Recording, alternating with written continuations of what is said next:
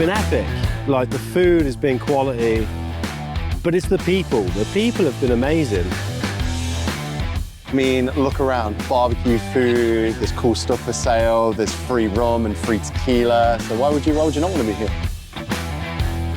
We are here at the British Live Fire Open Barbecue Competition, and I cannot wait to see who wins. Come join us for the fire, the fun, the flavour, and the bragging rights.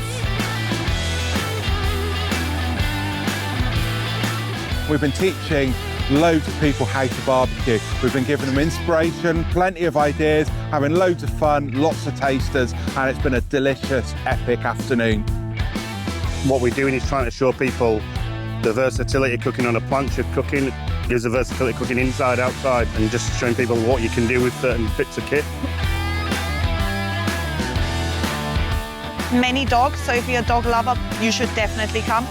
All shapes and sizes, very family friendly. This is Isla's first festival and she's had a great time. In short, it is the place. Where else do you get so many people enthusiastic about barbecues all in one place? Come on down and join us for a riot of fun and fire and flavour.